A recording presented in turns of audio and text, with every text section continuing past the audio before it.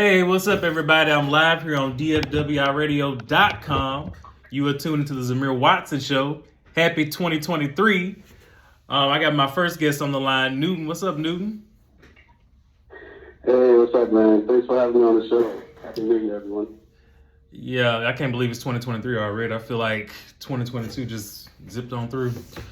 Newton, if you could just tell them a little bit about, your background and, what you do. Yeah, sure. So my name is Newton Lilavois. I'm a comic book writer, comic book creator. I'm mostly known for a comic book series called Crescent City Monsters. It's been building a big fan base. Our last hit started with about $17,000. The book has won awards like the Glyph Award in 2020. We were nominated for a Ringo Comic Book Award in 2021. So I've also been working on a new series called Keisha Demon Eater, and that just came out in 2022. I'm excited about that. People have been really gravitating to the character, the story, and of course the artwork. So I just kind of came here to talk about creating comic books, and my experience in that little world. Yeah, and that's why it caught my attention too, because I've been following you for a couple of years now, and it was funny how we connected because I was like, oh, I see, what, I'm gonna see if I can bring him on here because I know it's probably gonna sound crazy, but I love the way you draw us because usually sometimes when people draw black people, I kind of hate the way they draw us. They make us look like stereotypical characters to a certain extent, or either it just don't look right. But the way you draw, I love the way you draw your artwork because it looked real. And then I was looking at a few images you posted yesterday in reference to the new project. I think it's like a Haitian theme to it or something. Yeah, Haitian Legends. That's started by my brother. So that's a separate project, but I'm helping him with that. Just in terms of promotion and getting the word out there. And the artist is Giancarlo Bernal. He's based in the Philippines, and he's been drawing my books for the past, I guess it's been 6 years now. I think 6 years. So he and I work on Crescent City Monsters. I'm the writer and creator. He's the artist, and he's just amazing. Okay, so he's the artist. Okay, I was thinking you was the artist. Okay, so you just the writer. Yeah, I'm the writer, and Gene is the artist.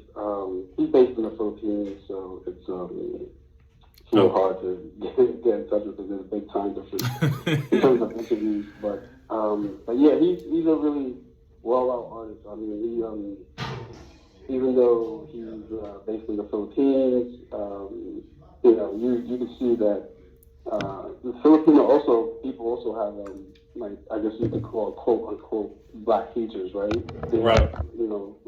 Some of them have similar nose and lips like we do. So, as far as drawing black people, I don't think it was too difficult because some of our facial characteristics can be reflected from his country too. Right. Yeah, I'm glad you said to correct him because I thought you were the artist too, but I knew you were the writer, but I guess I didn't look at that right. But he's extremely talented. Let me let him know because the artwork is just beautiful. And because when I go to your Instagram page and I look at even with my own artwork, like when I'm drawing and stuff, and I see people like his, I was like, I gotta stop drawing and just look at the artwork that he putting out there because it just looked. It looked good. And then you mentioned in the beginning that you did a Kickstarter for this series originally, and it kind of took off. Did you expect it to take off the way that it did? What was that? I think things were gonna. What was the question? No, I was saying with the Kickstarter that you originally did for your comic book. I said, did you expect it to take off the way that it did? Yes and no. So I've done, I guess, 5 or 6 Kickstarters already, right? So my first one, I was following like a formula or a plan, I should say. So like I because I've seen the plan that other people follow the same kind of formula. I knew that it was going to work, right? But I didn't understand how much people were going to really gravitate towards the story. So I expected it to succeed because what I did is basically I followed this template that a lot of what comic book creators do. They put their comic book as a web comic online first. Right. People are free to read it, right? And they build an audience that way. So we were putting out pages like every so often, like 3 pages every, I think, like other week or something, and people were reading the comic book online for free, and they were really feeling the story. And the crazy thing is, a lot of people would think like, well, if you put your comic book online for free, people aren't going to buy it, right? Right. But that's the opposite, right? So there were a lot of people, and I knew this was true because I've seen people do it, right? They started as a web comic book creator and then build the audience and then launch a Kickstarter, and boom, their Kickstarter was successful. So I did the same thing. My comic book series was on the web at first. It was free. I built that audience. So the first so we did that for about a year. I was constantly posting on social media. I was building my email list. I was doing like everything I needed to do to try to grow my base. If it was one person at a time, that was my mindset. At that time when I was beginning, I didn't need thousands of people, right? All you really need is all you really need is like 100 or 200 people, depending on where your Kickstarter's goal is, and you can actually make your Kickstarter goal. So, when you start off, I think some people think they need to be in the thousands, but you really don't. So I was able to do that. The Kickstarter was successful. I think the first Kickstarter I did raised $6,000 or $7,000, and then after that, after you have the Kickstarter, it kind of just grew. Right. Yeah, and I noticed a lot of because that's what I was going to talk to you about too, because my first one will be published in July, and I had some friends tell me why you didn't sell it to Marvel or DC, and which they don't really understand how the industry work to know why I wouldn't go that route. Like, I'm a fan of both, but I would never sell anything to them, because what people don't understand is people like Marvel and DC, they're more like big corporations. So if I sold my idea to them, I wouldn't really get anything from that. They take the bulk of everything. And yeah, and to be honest, you can't really sell your idea to them. Right. They don't do that. Like, you can't say, hey, I have this idea, and sell it to them. They don't do that. They won't take your idea. Right, and that's why it's like legal. Even their lawyers tell them like, we don't take solicitations, because it gets them in trouble if they do that. So when somebody says, "Oh, sell your idea to Marvel," it doesn't even work that way. You can't even do that. Exactly, and that's not for Marvel and DC. Right, and that's why I try to explain it. But they don't know how that work. They automatically think it's like any other industry. Which, in certain cases, like, you sell a script or something to somebody, you may get some money for it or whatever. But what people fail to realize, even if you do stuff like that, when you selling it, that means you're giving it to that person. Now they have control over it. You don't longer have control over it. I mean, depending on how you work the deal out, they may give you a little bit of say in something, but they pretty much take over. But that's not how it works with Marvel and DC. And that's why when I see people like you and so many, like the secret group we all on social media for like Black comic creators, I think that's important and I love to see so many of them doing their own thing and not trying to take it a route similar to some of these other companies. Now, like, I know Image, they're pretty big on accepting creator-owned books, but I do like it when people, like how you're doing it, like you're doing it yourself. And there's a couple of other people, what's his name? Tyler Martin, I believe. Oh, yeah. Doing their own thing. Comics. Right. Carving out his own, foundation of doing that instead of, giving it to somebody, letting them, spin it, flip it, or whatever the case may be. And including more diversity, because I've seen in the last few years, you have more Black people that starting to get involved in the industry and starting to make it look more like us. Because I mean, you see so many, like you look at all these movies and stuff they're coming out with now. Uh, they have to make a like a white superhero or a white fictional being. I mean, I'm sorry. Yeah, they turned the white version of it black, like what we're seeing with. Well, it's quite a few characters they've done like that, and now you're seeing a lot more black creators making original, black content to make it more diverse. So, was that your intent when you did this book, or was it kind of like you just it's whatever flows? No, that was my intent. So when you're doing this kind of stuff, you really gotta love it because it's hard. When you're beginning, you spend like a couple of years.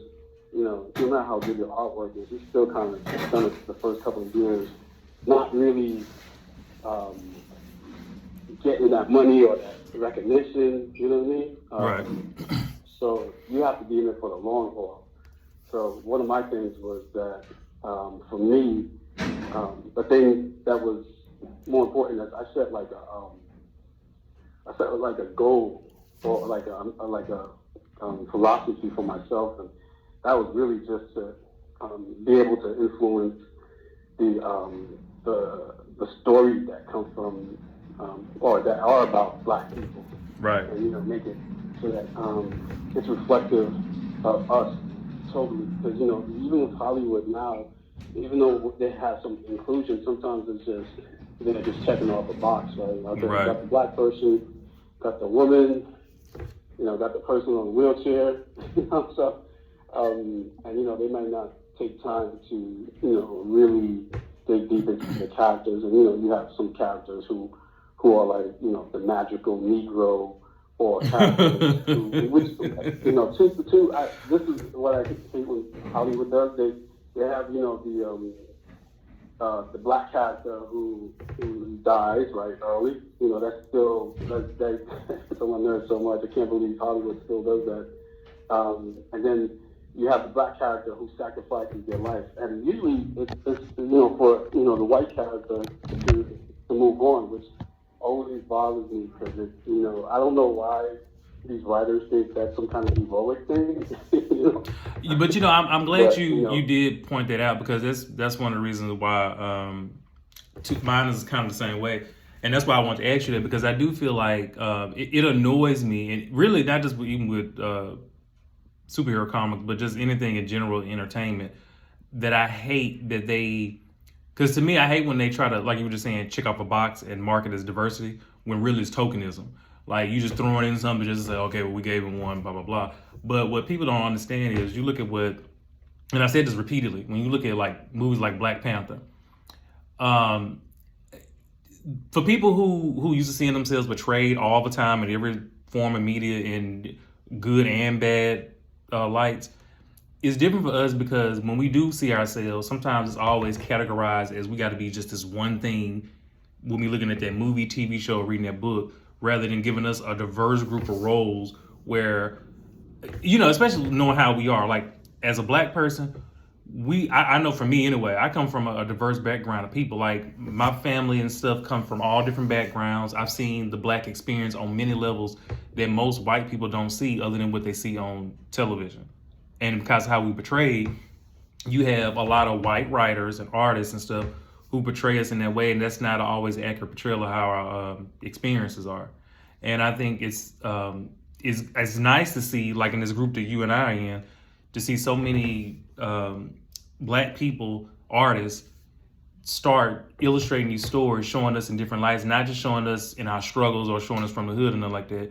They show us in positions of power. They show us pretty much in every aspect of the Black experience, and a lot of times in a fantasy world too, because some of the ideas I see that's posted in that group, I like some of the ideas they posting where they showing us kind of like in like the Black Panther, like as kings and queens, and running this Afro futurism type thing to it. And Hollywood, it is shocking that still, even now in 2023, they still do that. Because I know when I was growing up watching the old 90s X-Men cartoon, they had that one Black superhero. And you got like 1,000 white people. And not that it bothers me because I can watch anything no matter what race it is, but it does help to make it somewhat, reflective of the real world. And I think that seeing what you're doing and Tyler and some of these other people is nice to see something where it shows us in every aspect and more than just one of us. Actually, more than just two of us too. Sometimes three, five, six, seven, eight of us at a time showing us in a different light. Um, Yeah, yeah. I mean, yeah. And going back to your question about if that was my intention. Yeah, like I said, it was, and that was one of my goals to really just be able to influence, make stories, and be able to influence how Black characters are written and perceived. I want to be. I want when somebody takes a look at my body of work, that a white writer would be like, okay, I see what he did here, and I see what's possible. And not to say that I think I'm gonna change the world, but I definitely want to influence some of the ways right, the characters are portrayed, just in general. I think of course they've made some really good headway in terms of the way they portray Black characters. You have some really good examples. Black Panther. You have the HBO Watchmen series, Lovecraft Country. So we have these shows and things that what's his name? I should get the horror director's name. Is doing. So we have these things, and it is getting better. But I think it's not like one of those things where you just like kind of dust off your hands and say, okay, yeah, great job, we've done it, and you just move on. It's got to be a consistent thing. You got to keep on top of it. right, You know what I mean? Because people forget, and sometimes people lose initiative of whatever they want to do, so they may kind of like revert, like just out of reflex and out of habit, they revert back to the way it was before. So we got to constantly be there, constantly push, the positive images or just really just normalized images of Black people, and not just Black people like in general within the African American context, but Black right, people like all over the world, especially when it comes to our history, right? Like when you hear a lot of people talk and they talk about, well, worldwide, culturally, there's this thing, and it happens in every culture. They'll mention every culture except African. They'll be like, yeah, you've seen it in Asian cultures, and you've seen Greek cultures and things. They'll talk about ancient cultures, but a lot of times when they start talking about ancient cultures, and they a lot of times they exclude African culture, and that's because there's nobody out there showing African culture. Not okay, I take that back. Not that there's not everybody out there showing African culture, but they're not really exposing the world to African culture. I mean, like we all know a lot about feudal Japan, right? right. through anime and kung fu flicks Well, and actually, whatnot. hold How on. much do Actually, they do expose African culture, but they whitewash it. Like you look at ancient Egyptian, how they portray them in movies and TV. They always cast like white actors, and I'm thinking you clearly was not paying attention in history class because you do know that ancient Egyptians are not white. But that's Yeah, and how. not just Egyptians. I'm talking about like West Africans, right? Because a lot of us, like a lot of the people who are in Northern and Southern America, a lot of us come from Western Africa, right? Mhm. Most of us aren't from the eastern part of Africa. A lot of us were born from the western part of Africa. A good portion of us, I would say, I think at least 80% of us are from the west part of Africa, right? Right. And I'm the specific, especially that culture, right? Like nobody knows. Well, listen, like you have creators like Roy Coupe who's done Exo Man, and he's done now he's got the series in Nyanya, Nigerian guy. He's really great storyteller. He's doing African based stuff, and he's doing Western African based cultural stuff. So things like that we need more of, Right. because people Africa itself is really is large, and there's more to Africa than just the Egyptian culture. There's also you have the Moors in the north, and then you have the West Africans, and then you have the Southern Africans, different cultures, Central Africa, different cultures, different stories that, that's yet to be fully explored. Right, and I agree with all what you said too, because and that's kind of what I did here, because basically the comic book that I'm putting together, I decided to, because I was debating about it for years about how I should approach it, and basically what I'm doing is I'm going to metaphorically tackle police brutality. But it's gonna take place in Dallas, and in Dallas it has a very diverse group of people, and particularly like different types of Black people is here, not just African Americans. So I have like African characters, because like here we have a lot of Nigerians and Ethiopians and just all different type of ethnicities that came from Africa that's here in Dallas. So I'm going to portray all of that in the story, and I'm doing it because I want not so much to meet a diversity quota or nothing like that, but I want it to feel real, and I feel like the only way to do that is to portray what I'm seeing here in Dallas every day. Because I don't just see just white people. I see Black people. I see Middle Eastern people, Mexicans. I mean, I see everything, and that's what I'm portraying in my artwork. And I also wanted to do that too, to send out some powerful messages and some disturbing messages about our society, about how we view each other, and how you see what's going on in the world. And so that's why when I see your artwork and some of these other people that I see, like some of the things you do, I'm just like, I need to do what they do. And also, that's the other thing I was going to ask you too. So, because since you brought it up, because I can't remember if you came out with it before then. Were you inspired by the TV show Lovecraft Country? Because a lot of your artwork, a lot of your book and his artwork remind me of that TV show. No, we started before Lovecraft Country. Like I think. Okay. So we started. This is 2023 now, and so we started in 2016, and Lovecraft Country came out a little bit, a couple of years after that. Oh, okay. But yeah, we weren't really inspired by it, but when it did came out, I was a big fan of it. In fact, I have a few prints that Jim did, that he did a Lovecraft Country. Yes, yeah, I saw that. Yeah, and he did a really dope job. I was like, my favorite one is where he had the character D, with the Bossy twins in the background. Man, look, let me tell you, I watched that show. I liked it, but it was moments it was a little creepy, especially with those twins. I'm like, man, let me go turn every light on in this house. But yeah, because when I see his artwork, and I'm just like, man, this reminds me of like Lovecraft Country, because I like the show even though they canceled it after the first season. I like it because it has that kind of thing that you all use for these stories. And since we're talking about this, let's just segue into that, because I had some people ask me questions about it. So what exactly is this comic book series about? And also, where do you see it going from there? So are we talking about Crescent City Monsters or Keisha Demon?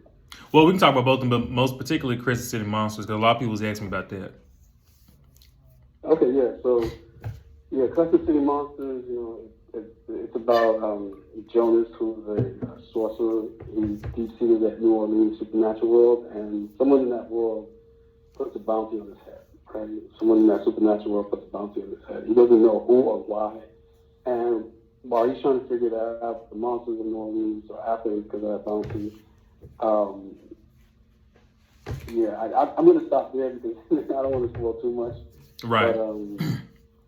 But yeah, that's the basics of the story, and it's gonna follow Jonas. It's like he they eventually get him and capture him, and he kind of goes through the struggle. He's gonna go through the struggle of trying to escape not just the monsters that are after him, but what he's become as a result of what they did to him. So it's gonna be a long story. Like I plan on it to be like a few series, and what I wanted to do too is so it's really layered. There's a lot of characters in it, and I put a lot of little subplots because moving pieces in it, and that's because I wanted to create a world where that even though Jonas is the main character, like anybody could really get their own book, right?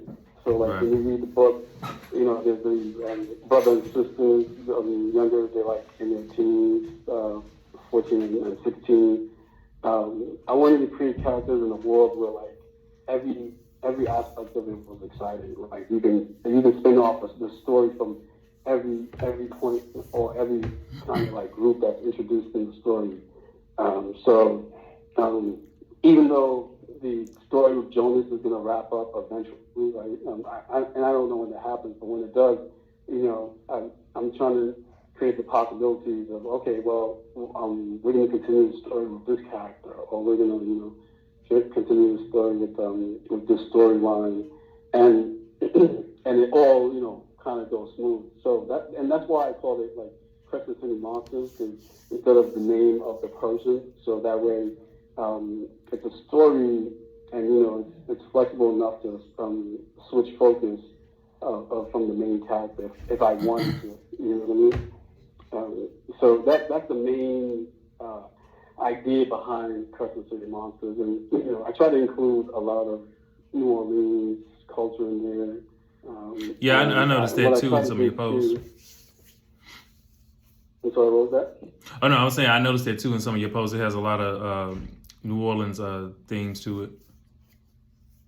Yeah, yeah. I even so I'm not from New Orleans. I'm based in New York. I was born in Port-au-Prince, Haiti, and there are a lot of there's like a historical connection between Haiti and New Orleans. But Mm. I didn't grow up there, so um, I reached out. I found a cultural consultant, Shawanda Marie. Shout out to Shawanda.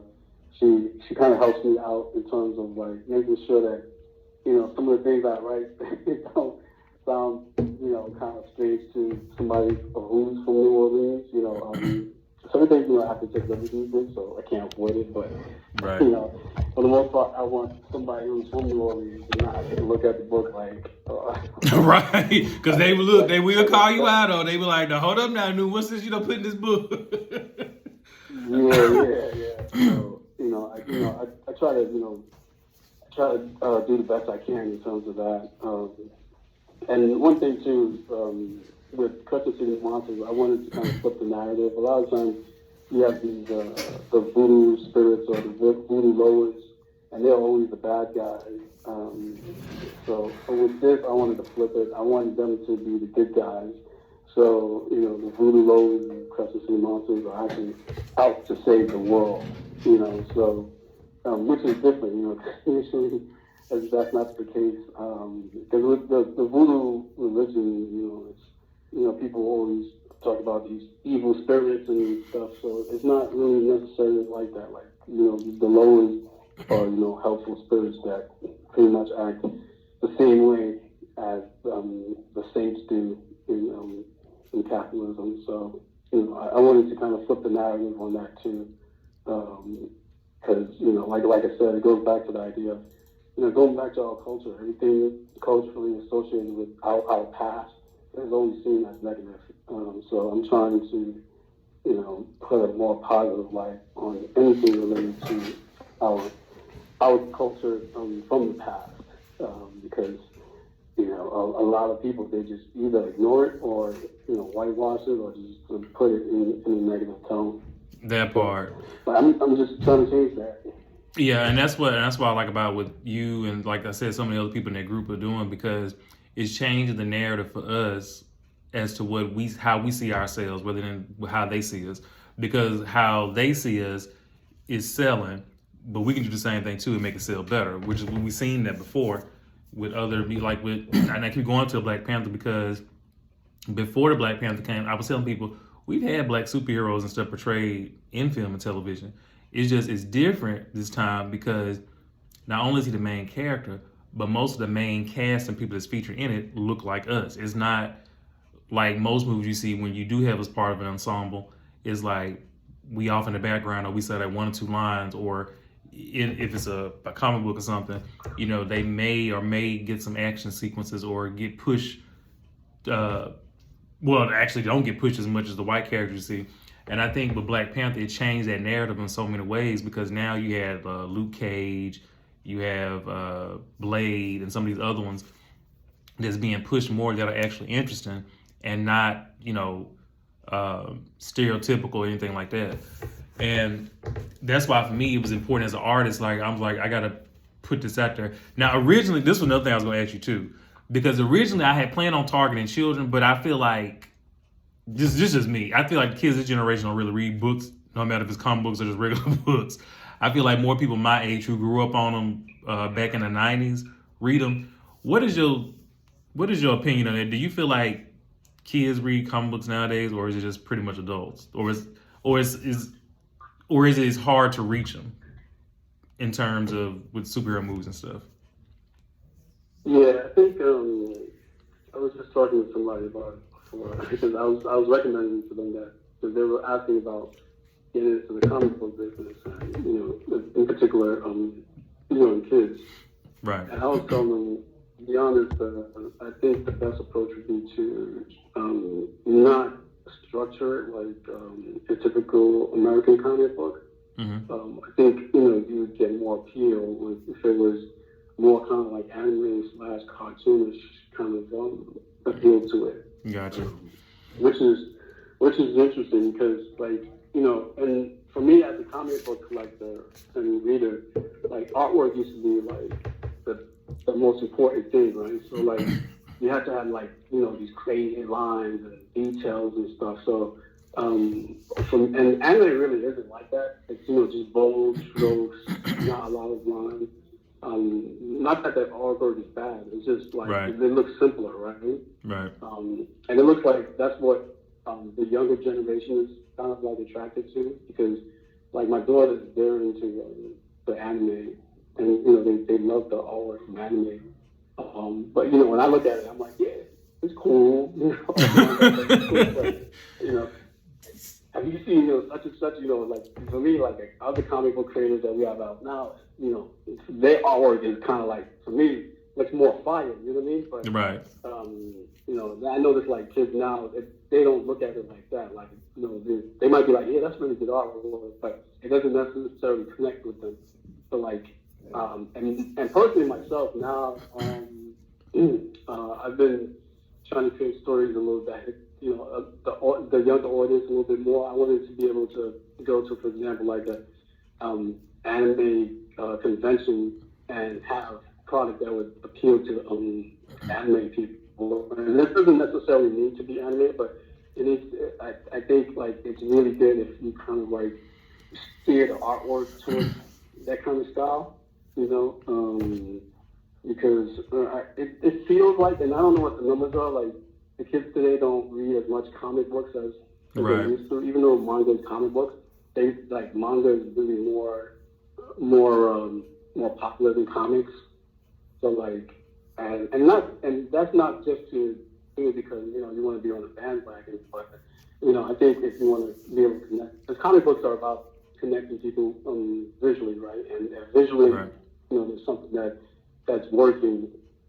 There's nothing wrong with trying to steer in that direction. So I wanted to create a couple of stories that kind of appeal to kids who like manga. So that's where my opinion is at. But the thing too is I still like regular comic books. So I'm definitely going to be big in comic books, regular comic books. But I definitely want to be able to appeal to the younger audience at the same time.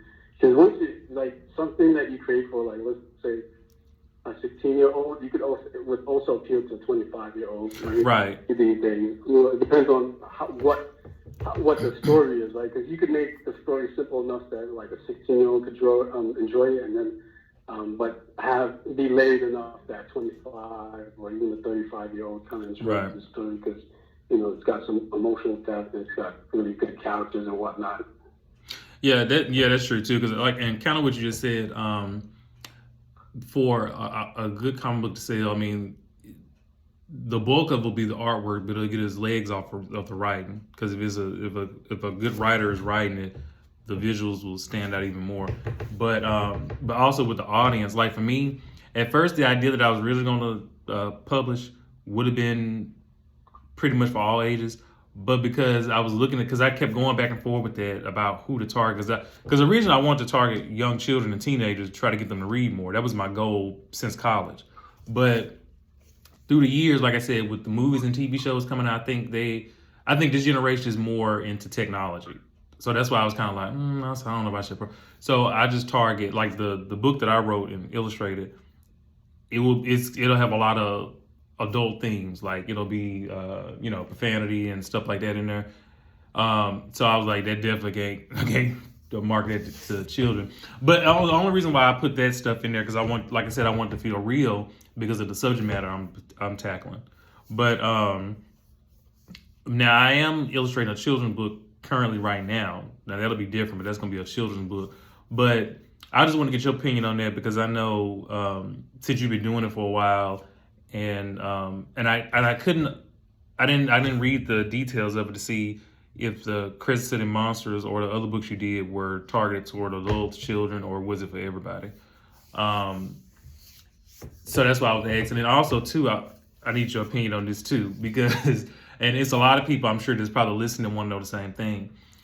For people like me who always wanted to do this and is get ready to do it, how would you suggest that I go about publicly promoting this? Like, should I do a lot of Comic Cons, local Comic Cons, or should I go straight to the big one? Like, what would you suggest that I do for that? Oh, for Comic Cons, yeah, I definitely try to get into the bigger ones if you can, because they have more foot traffic. Okay. Yeah, so usually it's a little bit worse than running. Not that there's anything wrong with small cons, but usually with the smaller cons. So with comic book conventions, you'll have a lot of people who just aren't into comics. They're not there for comic books. So then you have a portion of people like that. So like when you're there, that's already somebody who's not going to be interested in your product, right? Right. They may be, but for the most part, it'll be hard to pull them in, right? Right. But if you have a lot of foot traffic, that kind of that almost neutralizes the fact that a lot of people there won't be there for comic books specifically. So the bigger cons help with that. The only thing is, the bigger cons, they're more expensive, and you got to make sure that you make your money back. Or you have to try to make your table money back. You have to make sure all the expenses that you incur, like if it's out of town, then you got to make your flight or your car rental, whatever you paid to get there. And if you have to stay at a hotel, you have to make that back. So that's the one thing. But usually, if your book sells a good amount, you can usually make your money back, or at least break even, right? That's what you want to at least do. But the smaller cons are good too because it's a good way to because they're a little bit more relaxed. Right. You're sitting down there, you get to talk to people a little bit longer. You get to connect with people, and you get to kind of like practice your pitch because practicing your pitch at a con is like really important. What you tell people your book is about is something that you have to master. You pitch like so many times during the day, right? Like at a comic convention that you of course you memorize the pitch, right? So after a while, sometimes you're there, you're in auto mode and you're watching people's face while you're pitching and you see what works. And sometimes while you're pitching, you might accidentally, like, for example, switch up a word or say something that you didn't say before. And you see like, oh, you know what?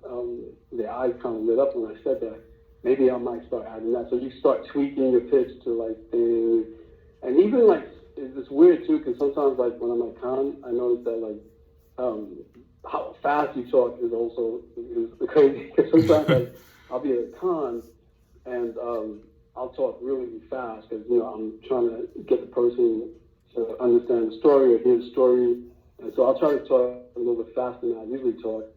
And sometimes I'll notice like, wow, okay, people are really like responding to that. So then I'll slow down, and then I see like, okay, people are a little bit more responding to me when I slow down, and it depends, on the individual con. For whatever reason, every con has like almost like a different breathing organism that you have to understand the personality. So like, and so with little cons, you get to cut your teeth, you practice, you get to be in front of people, and understand, what works, what doesn't work in terms of pitching your stuff. So little cons are good in that way because, like I said, it always feels a little bit less pressure to sell stuff because you didn't pay like, $500 for the table and have to, Yeah, because I was looking at all of that. I was like, "Ooh, to be spending some money trying to get." yeah, But it'll be worth it though to try to for me to get it out there though. But like you said, it is long, and you got to fill the registration form and all this stuff ahead of time to do it.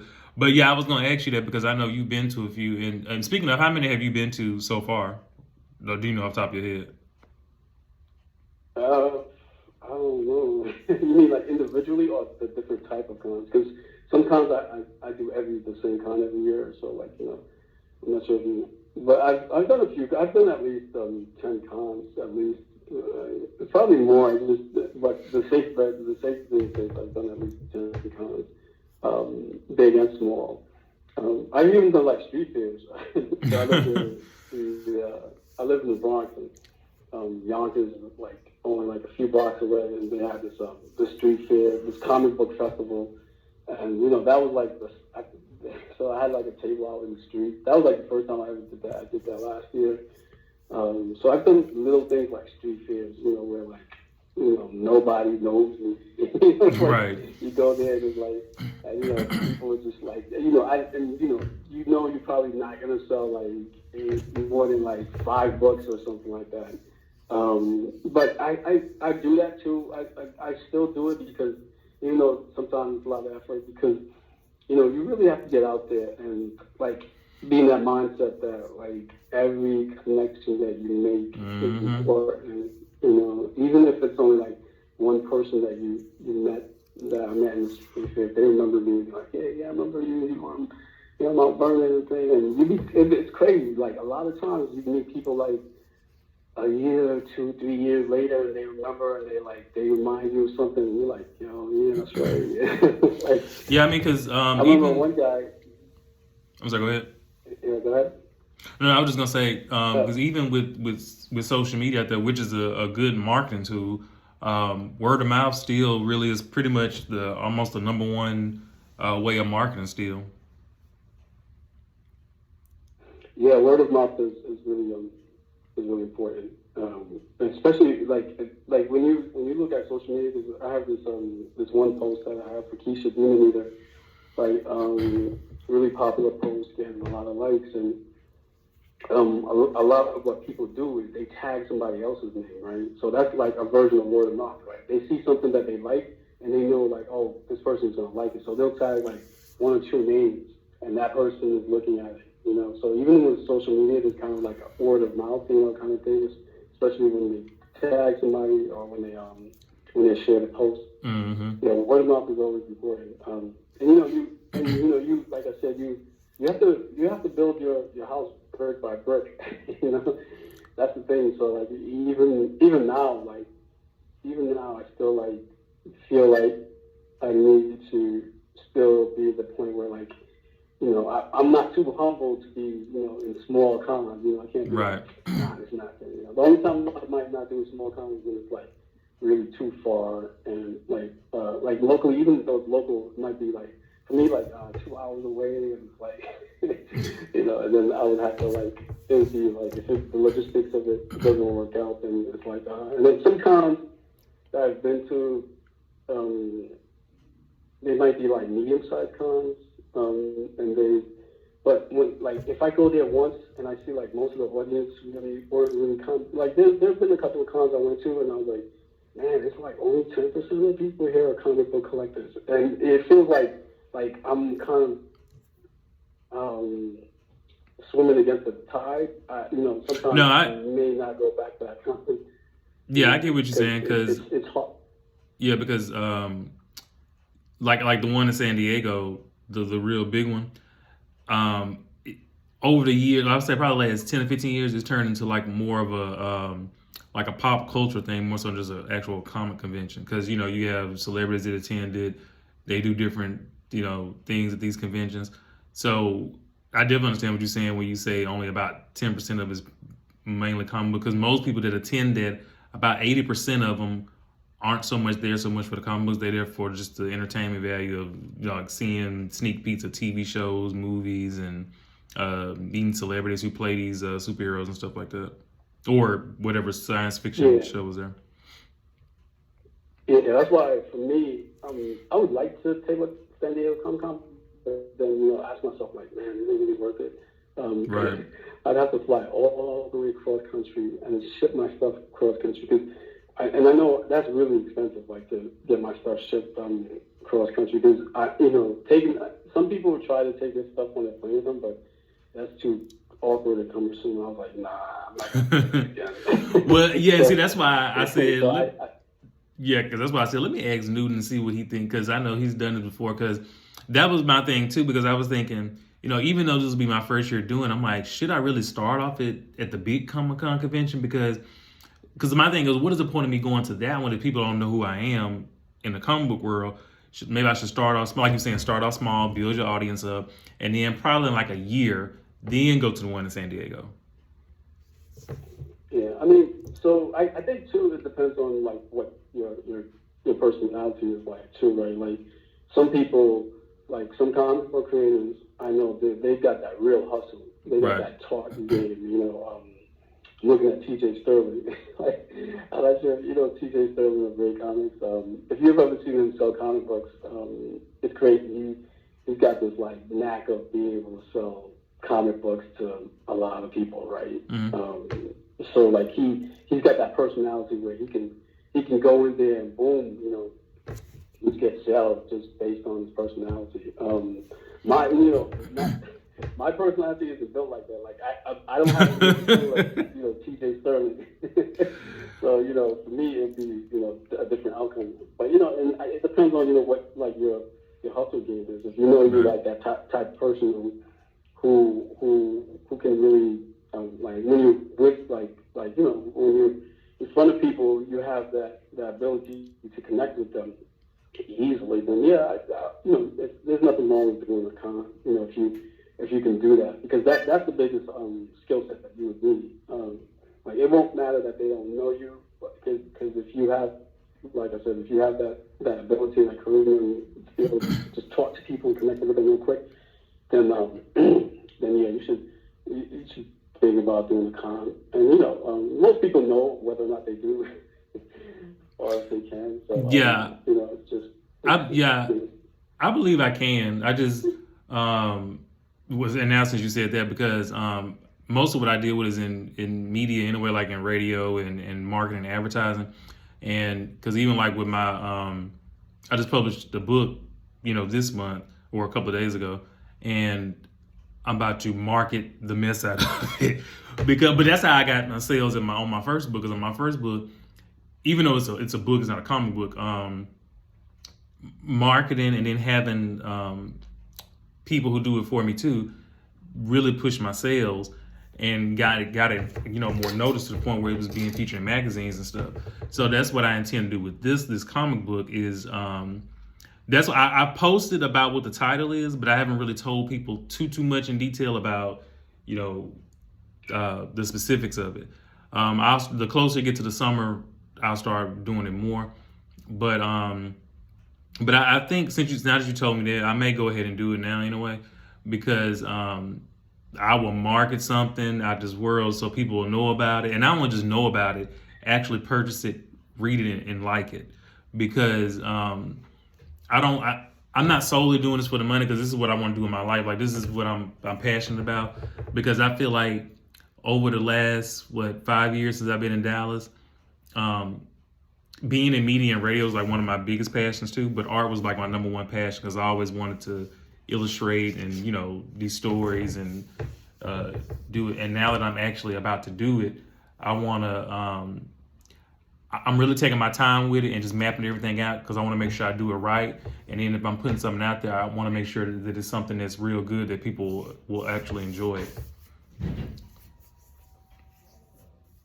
Yeah, definitely. It's like you said, sometimes you can't just be in it for the money. You gotta really enjoy what you're doing. Right. I said it before, but it's really hard doing this stuff. Like you really have to enjoy it, because first, you you'll be spending a lot of money and time. Yeah, and that's why that's why I don't mind spending the money because, like, let me. I'm sure you know this. Well, I'm sorry, you the writer.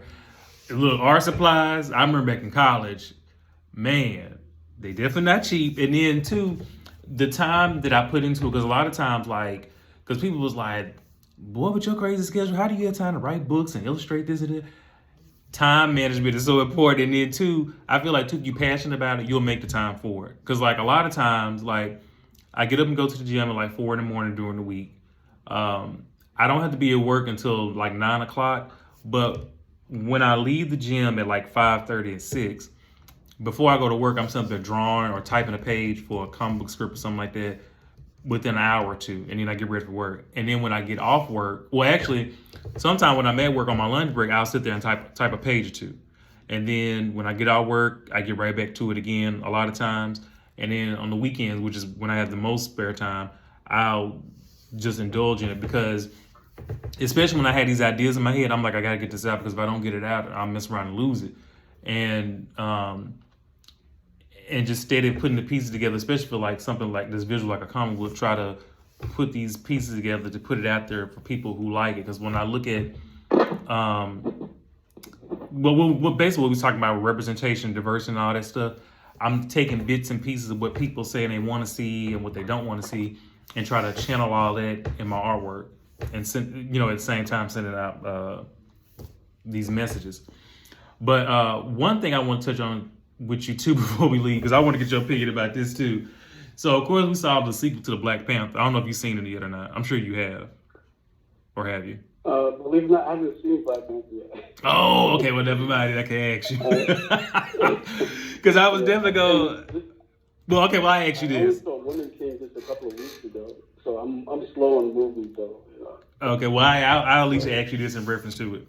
Okay, because I ain't gonna lie, I was one of those that did kind of have a problem with it at first. The fact that they didn't recast him in the role, as many other people did. But of course, when I went to go see it, I ain't gonna tell it. But when I went to go see it, I ain't gonna lie, I was shocked and impressed at the same time. But I still think they should have recast him. What were your thoughts on that? Because the comments that I was reading from most people, which I agree with some of it, is that there's not that many black male superheroes like that, and he was one of the more prominent ones. But they didn't recast him. And you see what's going on with Superman. We have like 50 million in him, 50 million Batman. What was your thoughts about that when they didn't recast him?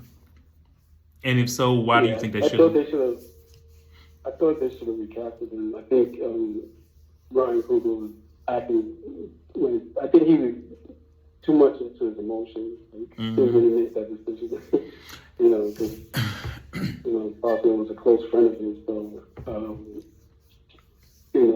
I think it was too much of like a personal decision.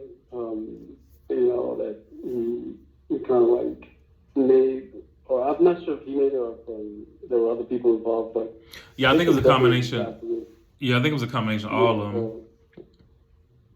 So I think they should have recasted him. It doesn't make sense. Like this, there's always going to be 20 years from now. If